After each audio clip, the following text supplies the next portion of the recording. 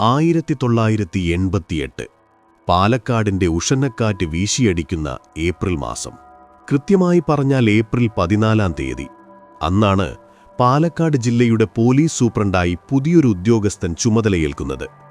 സാധാരണഗതിയിൽ ജില്ലാ പോലീസ് മേധാവികൾ നേരിട്ട് കുറ്റാന്വേഷണങ്ങളിൽ ഇടപെടുന്നത് വളരെ വിരളമാണ്. ഭരണപരമായ കാര്യങ്ങളും ക്രമസമാധാന പാലനവുമൊക്കെയായി അവരുടെ സമയം വീതിച്ചു പോകും. കൊലപാതകങ്ങളും മറ്റു കുറ്റകൃത്യങ്ങളും അന്വേഷിക്കുന്നത് സർക്കിൾ ഇൻസ്പെക്ടർമാരോ അല്ലെങ്കിൽ ഡിവൈഎസ്പിമാരോ ഒക്കെയാകും. എന്നാൽ ഔദ്യോഗിക ജീവിതത്തിൽ അപൂർവമായി ചില കേസുകൾ ഉന്നത ഉദ്യോഗസ്ഥരെ തേടിയെത്തും. അത്തരത്തിലൊരു കേസാണിത്. ചരിത്രത്തിന്റെ ഏടുകളിൽ തണുത്തുറഞ്ഞുപോയ ഒരു മരണം. ശാസ്ത്രത്തിന്റെ സൂക്ഷ്മദൃഷ്ടിയിലൂടെ കൊലപാതകമാണെന്ന് തെളിയിക്കപ്പെട്ട അപൂർവ സംഭവം. പാലക്കാട് നഗരത്തോട് ചേർന്നുള്ള ഒരു ഇരുനില വീട്. പഴയകാലത്തെ പ്രൗഢി വിളിച്ചോതുന്ന എന്നാൽ അല്പം പഴക്കം ചെന്ന് നിർമ്മിതി. ആ വീടിന്റെ അകത്തളങ്ങളിൽ കുത്തനെയുള്ള കയറാൻ അല്പം പ്രയാസമുള്ള ഗോവണികളുണ്ട്. മുകളിലത്തെ നിലയിലെ ഒരു മുറിയിലാണ് ഖദീജ എന്ന യുവതി താമസിച്ചിരുന്നത്. ആ മുറിയിലേക്കുള്ള വഴി അത്ര സുഗമമായിരുന്നില്ല. അന്ന് ഉച്ചതിരിഞ്ഞ് ഏകദേശം 3 മണി സമയം. കൊടും ചൂടിൽ നാട് വെന്തുരുകി നിൽക്കുന്ന സമയം. ആ വീടിന്റെ മുകൾ നിലയിൽ നിന്ന് അസ്വാഭാവികമായ ഒരു ശബ്ദം കേൾക്കുന്നു. ശബ്ദം കേട്ട് ഖദീജയുടെ ഭർത്താവിന്റെ സഹോദരൻ ഓടി മുകളിലെത്തുന്നു. അയാൾ കാണുന്ന കാഴ്ച ഭയാനകമായിരുന്നു. ഖദീജ സാരിയിൽ തൂങ്ങി നിൽക്കുന്നു. ജീവനുവേണ്ടി പിടയുന്ന ആ ശരീരം കണ്ട് അയാൾ അലറിക്കരഞ്ഞു. ക്ഷണനേരം കൊണ്ട് അയാൾ ആ സാരിയുടെ കുരുക്കഴിച്ച് അവളെ താഴെയിറക്കി. അയാളുടെ നിലവിളി കേട്ട് താഴത്തെ നിലയിൽ നിന്ന് അമ്മ ഓടിവന്നു. അപ്പോഴേക്കും അയാൾ ഖദീജയെ താങ്ങിപ്പിടിച്ച് നിലത്ത് കിടത്താൻ ശ്രമിക്കുകയായിരുന്നു. അബോധാവസ്ഥയിലായ ആ യുവതിക്ക് അവർ വെള്ളം നൽകാൻ ശ്രമിച്ചു. ജീവന്റെ ഒരംശം ബാക്കിയുണ്ടെന്ന പ്രതീക്ഷയിൽ ഭർത്താവിന്റെ സഹോദരനും അച്ഛനും ചേർന്ന് അവളെ അവരുടെ ജീപ്പിൽ കയറ്റി. ആദ്യം അടുത്തുള്ള ആശുപത്രിയിലേക്കും പിന്നീട് വിദഗ്ധ ചികിത്സയ്ക്കായി പട്ടാമ്പിയിലേക്കും അവർ കുതിച്ചു. പക്ഷേ വിധി മറ്റൊന്നായിരുന്നു. ആശുപത്രിയിലെത്തുമ്പോഴേക്കും ഖദീജയുടെ മരണം സംഭവിച്ചിരുന്നു. പ്രാഥമിക അന്വേഷണത്തിൽ അസ്വാഭാവികമായി ഒന്നും ആർക്കും തോന്നിയില്ല. ഒരാത്മഹത്യ, കുടുംബവഴക്കോ മാനസിക സംഘർഷമോ ഒക്കെയാകാം കാരണം എന്ന് നാട്ടുകാരും പോലീസും വിധിയെഴുതി. ഖദീജയുടെ ശരീരം തൂങ്ങി നിൽക്കുന്നത് കണ്ട ദൃക്സാക്ഷി ഭർത്താവിന്റെ സഹോദരനാണ്. അയാളെ അവിശ്വസിക്കേണ്ട യാതൊരു സാഹചര്യവും അപ്പോൾ നിലവിലില്ലായിരുന്നു. പട്ടാമ്പി പോലീസ് കേസ് രജിസ്റ്റർ ചെയ്തു. ഇൻക്വസ്റ്റ് നടപടികൾ പൂർത്തിയാക്കി. പോസ്റ്റ്മോർട്ടം റിപ്പോർട്ടിലും തൂങ്ങിമരണത്തിന്റെ ലക്ഷണങ്ങൾ തന്നെയാണ് രേഖപ്പെടുത്തിയിരുന്നത്. കഴുത്തിലെ പാടുകളും മരണസമയത്തെ ലക്ഷണങ്ങളും ആത്മഹത്യയിലേക്ക് വിരൽ ചൂണ്ടുന്നതായിരുന്നു. അങ്ങനെ ലോക്കൽ പോലീസ് ആ ഫയൽ മടക്കി. ഇതൊരു സാധാരണ ആത്മഹത്യയായി കണക്കാക്കി കേസ് അവസാനിപ്പിച്ചു.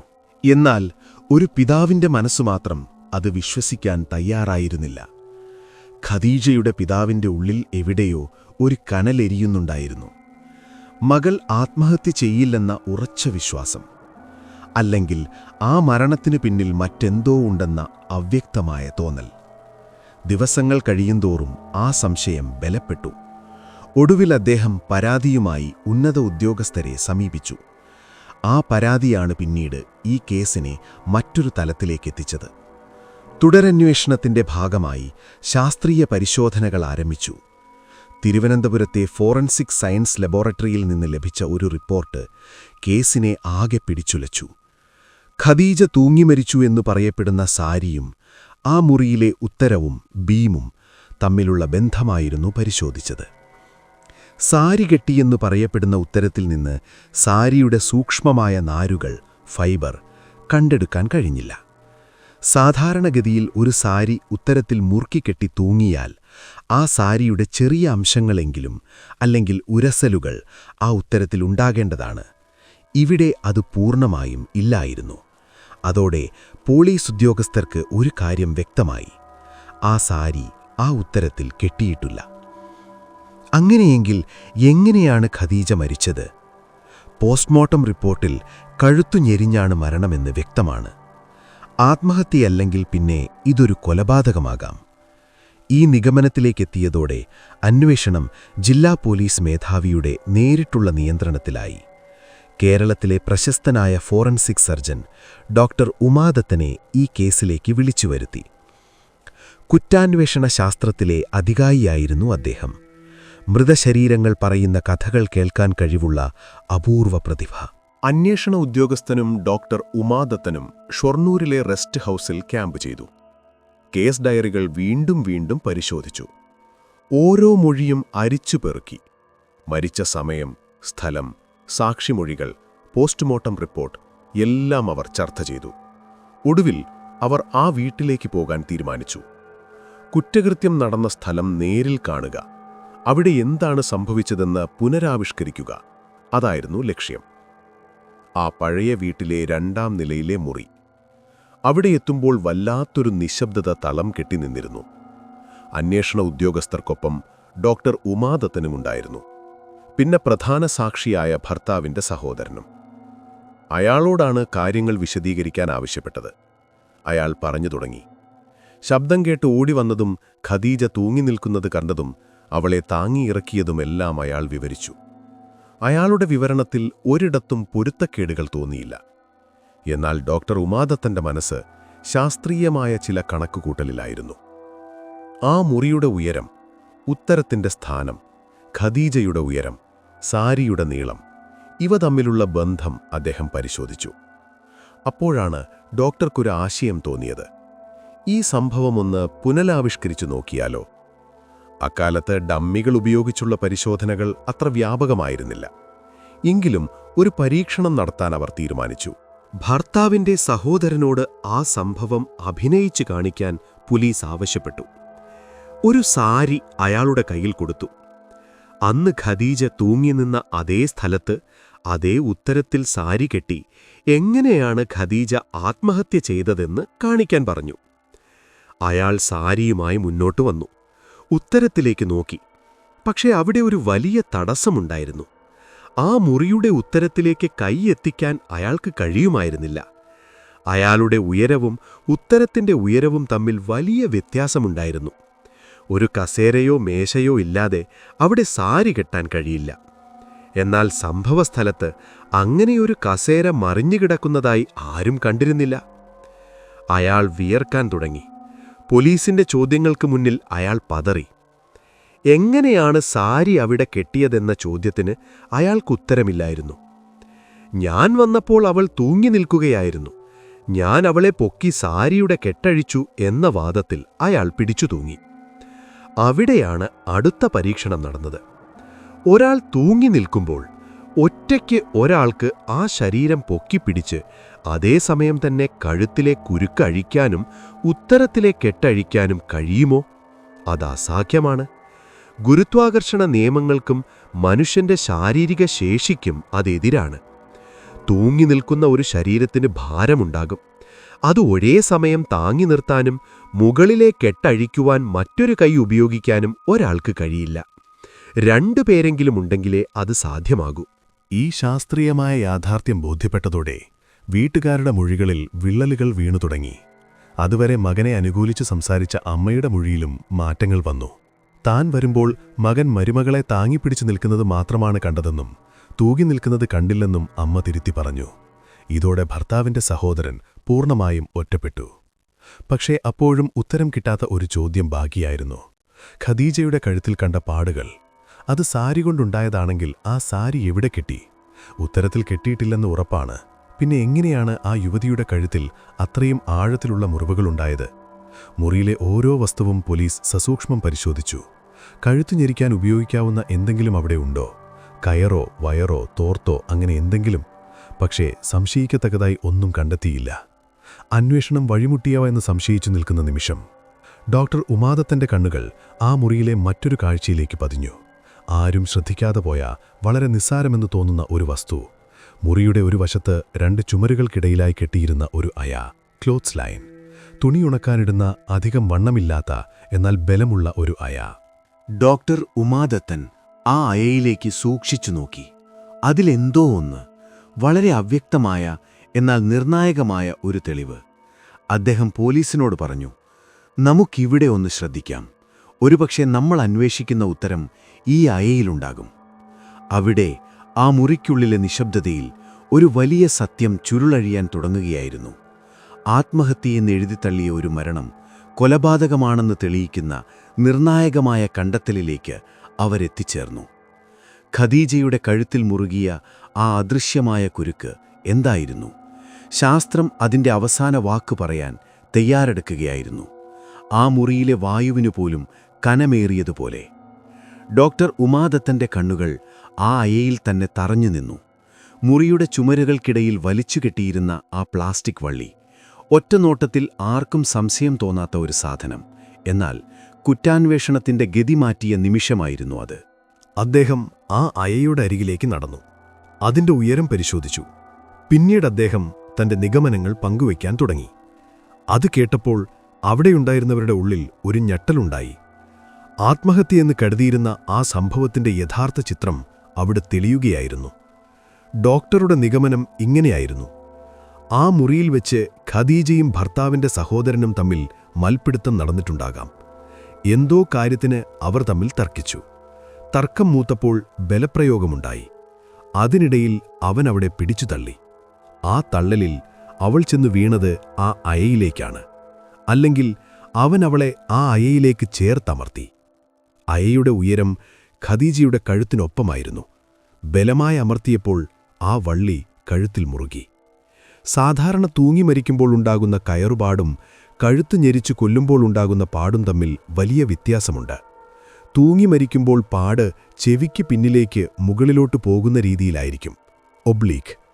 എന്നാൽ ഇവിടെ പാട് കഴുത്തിനു കുറുകെ ഹൊറിസോണ്ടൽ ആയിരുന്നു. അയയിൽ കഴുത്തമരുമ്പോൾ ഉണ്ടാകുന്ന പാട് കൃത്യമായും ഇങ്ങനെയായിരിക്കും. കഴുത്തിലെ ലാരിങ്സ് എന്ന ഭാഗത്ത് ശക്തമായ മർദ്ദനം അനുഭവപ്പെടുകയും ശ്വാസം മുട്ടുകയോ അല്ലെങ്കിൽ വേഗൽ ഇൻഹിബിഷൻ എന്ന അവസ്ഥയിലൂടെ ഹൃദയസ്തംഭനം സംഭവിക്കുകയോ ചെയ്യാം. നിമിഷങ്ങൾക്കുള്ളിൽ മരണം സംഭവിക്കാം.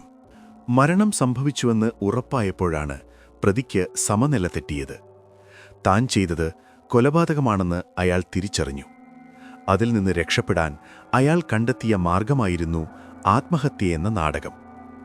മരിച്ചുകിടക്കുന്ന ഖദീജയുടെ കഴുത്തിൽ സാരി കുരുക്കി അത് താൻ രക്ഷിക്കാൻ ശ്രമിച്ചതാണെന്ന് വരുത്തി തീർക്കാൻ അയാൾ ശ്രമിച്ചു. പക്ഷേ സാരി ഉത്തരത്തിൽ കെട്ടാൻ അയാൾക്ക് സാധിച്ചില്ല. ഉയരം തടസ്സമായി. അതുകൊണ്ടാണ് സാരി ഉത്തരത്തിൽ കെട്ടിയതിൻ്റെ പാടുകളോ നാരുകളോ ഫോറൻസിക് പരിശോധനയിൽ കാണാതിരുന്നത്. സാരി വെറുതെ കഴുത്തിൽ ചുറ്റി അത് മുറുകെ പിടിച്ചുകൊണ്ട് "അയ്യോ, എൻ്റെ ചേച്ചി തൂങ്ങി മരിക്കുന്നേ" എന്ന് നിലവിളിച്ച് ആളെ കൂട്ടുകയായിരുന്നു അയാൾ ചെയ്തത്. ഓടിക്കൂടിയവർ കണ്ടത് സാരി കയ്യിൽ പിടിച്ചു നിൽക്കുന്ന അവനെയാണ്, ഉത്തരത്തിൽ തൂങ്ങി നിൽക്കുന്ന ഖദീജയെയല്ല എന്ന സത്യം അതോടെ വെളിപ്പെട്ടു. ഈ ശാസ്ത്രീയ കണ്ടെത്തലുകൾക്ക് മുന്നിൽ പ്രതിയുടെ പ്രതിരോധം തകർന്നു. ആ മുറിയിലെ മൂകസാക്ഷിയായ അയ അവനെതിരെയുള്ള ഏറ്റവും വലിയ തെളിവായി മാറി. പോലീസ് അവനെ അറസ്റ്റ് ചെയ്തു. ആത്മഹത്യാ പ്രേരണ എന്ന വകുപ്പ് മാറി കൊലപാതക കുറ്റം ചുമത്തപ്പെട്ടു. എന്നാൽ കേസ് കോടതിയിലെത്തിയപ്പോൾ കാര്യങ്ങൾ അത്ര എളുപ്പമായിരുന്നില്ല. നിയമത്തിന്റെ നൂലാമാലകൾ അവിടെ കാത്തിരിക്കുന്നുണ്ടായിരുന്നു. പ്രതിഭാഗം വക്കീൽ അതിസമർത്ഥനായിരുന്നു. പോലീസിന്റെ കണ്ടെത്തലുകളെ കോടതിയിൽ പൊളിച്ചെടുക്കാൻ അവർ തീരുമാനിച്ചു. അതിനായി അവർ കൊണ്ടുവന്നത് ഒരു വമ്പൻ സാക്ഷിയെയായിരുന്നു. ഡോക്ടർ ഉമാദത്തന്റെ തന്നെ ഗുരുവും ഫോറൻസിക് മെഡിസിൻ രംഗത്തെ അതികായനുമായ ഒരു മുൻ പ്രൊഫസർ. ഇന്ത്യയിലെ തന്നെ പ്രഗത്ഭനായ ആ ഡോക്ടർ പ്രതിഭാഗത്തിനു വേണ്ടി സാക്ഷി പറയാൻ കോടതിയിലെത്തി. അദ്ദേഹം കോടതിയിൽ മൊഴി നൽകിയത് പ്രോസിക്യൂഷൻ വാദങ്ങളെ ദുർബലപ്പെടുത്തുന്ന രീതിയിലായിരുന്നു. കഴുത്തിലെ പാടുകളും മരണകാരണവും തമ്മിലുള്ള ബന്ധത്തെക്കുറിച്ച് അദ്ദേഹം സാങ്കേതികമായി സംസാരിച്ചു. ചില പ്രത്യേക സാഹചര്യങ്ങളിൽ കയർ മാറിയാലും അല്ലെങ്കിൽ അഴിച്ചുമാറ്റിയാലും മരണം സംഭവിക്കാം എന്ന രീതിയിലുള്ള സങ്കീർണമായ വൈദ്യശാസ്ത്ര തത്വങ്ങൾ അദ്ദേഹം കോടതിയിൽ അവതരിപ്പിച്ചു. ലിഗേച്ചർ മാർക്ക് അഥവാ കയറുപ്പാട് മാറ്റിയാലും മരണം സംഭവിക്കാനുള്ള സാധ്യതയുണ്ടെന്ന് അദ്ദേഹം വാദിച്ചു. ആ വാദങ്ങൾ കോടതിയെ ചിന്തയിലാഴ്ത്തി. കേസ് പ്രതിക്ക് അനുകൂലമായി മാറുന്ന അവസ്ഥ. ഇത് കേട്ടുകൊണ്ട് കോടതിയിൽ നിന്നിരുന്ന അന്വേഷണ ഉദ്യോഗസ്ഥനായ SP ആകെ അസ്വാസ്ഥ്യം തോന്നി. ആ ഡോക്ടറുടെ വാദങ്ങളിൽ എവിടെയോ ഒരു വൈരുദ്ധ്യം. അദ്ദേഹത്തെപ്പോലൊരു സീനിയർ ഡോക്ടർ ഇങ്ങനെയൊരു മൊഴി നൽകുമോ? എന്റെ മനസ്സ് പഴയ കേസുകളിലൂടെ സഞ്ചരിച്ചു. പെട്ടെന്ന് ഒരു ഓർമ്മ മിന്നൽ പോലെ മനസ്സിൽ തെളിഞ്ഞു. ജലക്ഷ്മി വധക്കേസ്.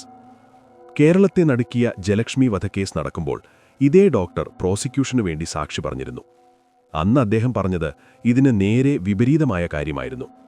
കഴുത്തിലെ കുരുക്കഴിഞ്ഞാൽ പിന്നെ മരണം സംഭവിക്കില്ല. മർദ്ദം മാറിയാൽ ജീവൻ രക്ഷപ്പെടാൻ സാധ്യതയുണ്ട് എന്നായിരുന്നു അന്ന് അദ്ദേഹം അർത്ഥശങ്കയ്ക്കിടയില്ലാതെ വിധം പറഞ്ഞത്. ഒരേ തത്വത്തെക്കുറിച്ച് ഒരേ ആൾ 2 കേസുകളിൽ 2 രീതിയിൽ സംസാരിക്കുന്നു. ഉടൻ തന്നെ കോടതിയിൽ നിന്ന് SP പുറത്തിറങ്ങി പഴയ രേഖകൾ സൂക്ഷിക്കുന്ന ഇടങ്ങളിലേക്ക് പാഞ്ഞു. ജയലക്ഷ്മി കേസിലെ കോടതി രേഖകൾ കണ്ടെടുക്കണം. പൊടിപിടിച്ച ഫയലുകൾക്കിടയിൽ നിന്ന് ഒടുവിൽ ആ രേഖ കണ്ടെത്തി. ജയലക്ഷ്മി കേസിൽ ഈ ഡോക്ടർ നൽകിയ സാക്ഷിമൊഴിയുടെ സർട്ടിഫൈഡ് കോപ്പി. അത് എന്റെ കൈകളിൽ കിട്ടുമ്പോൾ വലിയൊരാശ്വാസമായിരുന്നു. അപ്പോഴേക്കും കോടതി നടപടികൾ അവസാന ഘട്ടത്തിലേക്ക് കടന്നിരുന്നു. പ്രതിഭാഗം തെളിവെടുപ്പ് പൂർത്തിയായി. സാധാരണഗതിയിൽ ഇനി പുതിയ തെളിവുകൾ സ്വീകരിക്കാറില്ല. പക്ഷേ നീതി നടപ്പിലാക്കാൻ കോടതിക്ക് പ്രത്യേക അധികാരങ്ങളുണ്ട്. SP പബ്ലിക് പ്രോസിക്യൂട്ടറെ കണ്ട് കാര്യം ധരിപ്പിച്ചു. അദ്ദേഹം കോടതിയിലൊരു പ്രത്യേക ഹർജി നൽകി. ആ ഡോക്ടറെ വീണ്ടും വിസ്തരിക്കാൻ അനുവാദം വേണം. അപൂർവങ്ങളിൽ അപൂർവമായി മാത്രം സംഭവിക്കുന്ന ഒന്ന്. കോടതി അതിന് അനുവാദം നൽകി. പിറ്റേന്ന് കോടതി വീണ്ടും കൂടി. ആ വലിയ ഡോക്ടർ വീണ്ടും സാക്ഷിക്കൂട്ടിൽ കയറി. പബ്ലിക് പ്രോസിക്യൂട്ടർ പതിയെ ചോദ്യങ്ങൾ തുടങ്ങി. ഡോക്ടർ, ജയലക്ഷ്മി കേസ് ഓർമ്മയുണ്ടോ? ഡോക്ടർക്ക് ഓർമ്മയുണ്ടായിരുന്നു. അന്നു താങ്കൾ നൽകിയ മൊഴി എന്താണെന്ന് ഓർക്കുന്നുണ്ടോ? തുടർന്ന് പ്രോസിക്യൂട്ടർ ആ പഴയ രേഖ ഉയർത്തിക്കാട്ടി. ജയലക്ഷ്മി കേസിൽ അദ്ദേഹം പറഞ്ഞ വാക്കുകൾ ഉച്ചത്തിൽ വായിച്ചു. കഴുത്തിലെ മർദ്ദം നീങ്ങിയാൽ മരണം സംഭവിക്കില്ല. ഇന്നലെ ഈ കോടതിയിൽ അദ്ദേഹം പറഞ്ഞതിന് നേരെ വിപരീതമായ വാചകങ്ങൾ. കോടതി സ്തംഭിച്ചുപോയി. സാക്ഷിക്കൂട്ടിൽ നിന്ന് ഡോക്ടർക്ക് മറുപടിയില്ലായിരുന്നു. സ്വന്തം മൊഴി തന്നെ തനിക്ക് വിനയായിരിക്കുന്നു. ഒരേ ശാസ്ത്രം, ഒരേ നിയമം. അതു പ്രതിക്കുവേണ്ടി വളച്ചൊടിക്കാൻ ശ്രമിച്ചത് കൈയോടെ പിടിക്കപ്പെട്ടു. ആ ഒരൊറ്റ നിമിഷത്തിൽ പ്രതിഭാഗത്തിന്റെ വാദങ്ങൾ ചീട്ടുകൊട്ടാരം പോലെ തകർന്നു വീണു. അവസാനം വിധി വന്നു. ശാസ്ത്രീയ തെളിവുകളുടെയും കൃത്യസമയത്ത് കണ്ടെത്തിയ വൈരുദ്ധ്യങ്ങളുടെയും അടിസ്ഥാനത്തിൽ കോടതി പ്രതിയെ കുറ്റക്കാരനായി കണ്ടെത്തി. ഖദീജയ്ക്ക് നീതി ലഭിച്ചു. ഒരു സാധാരണ ആത്മഹത്യയായി അവസാനിക്കുമായിരുന്ന, അല്ലെങ്കിൽ തെളിവില്ലാതെ പ്രതി രക്ഷപ്പെടുമായിരുന്ന ഒരു കേസ്, അത് തെളിയിക്കപ്പെട്ടത് 2 കാര്യങ്ങൾ കൊണ്ടാണ്. ഒന്ന്, ഡോക്ടർ ഉമാദത്തിനെപ്പോലെ സൂക്ഷ്മദൃഷ്ടിയുള്ള ഒരു ഫോറൻസിക് സർജന്റെ സാന്നിധ്യം. 2, പഴയൊരു കേസ് ഡയറിയിലെ വരികൾ ഓർത്തെടുത്ത് അത് ആയുധമാക്കിയ അന്വേഷണ ഉദ്യോഗസ്ഥന്റെ ജാഗ്രത. കാലമെത്ര കഴിഞ്ഞാലും സത്യം പുറത്തുവരും. ചിലപ്പോൾ അതൊരയയുടെ രൂപത്തിലാകാം, അല്ലെങ്കിൽ പഴയൊരു കടലാസിന്റെ രൂപത്തിൽ. മരിച്ചവർക്ക് സംസാരിക്കാൻ കഴിയില്ലായിരിക്കാം, പക്ഷേ അവരുടെ ശരീരം ബാക്കിവെക്കുന്ന തെളിവുകൾക്ക് കള്ളം പറയാൻ കഴിയില്ല. നിയമത്തിന്റെ കാണാപ്പുറങ്ങളും കുറ്റാന്വേഷണത്തിന്റെ കാണാക്കയങ്ങളും താണ്ടി നമുക്ക് വീണ്ടും കാണാം മറ്റൊരു ത്രില്ലർ അനുഭവവുമായി. ഇതേപോലത്തെ ഇന്ത്യയിൽ അകത്തും പുറത്തും നടന്നതുമായ ക്രൈം ഇൻവെസ്റ്റിഗേഷൻ സ്റ്റോറീസ് പ്ലേലിസ്റ്റിൽ ആഡ് ചെയ്തിട്ടുണ്ട്. കേൾക്കുക, അഭിപ്രായം അറിയിക്കുക.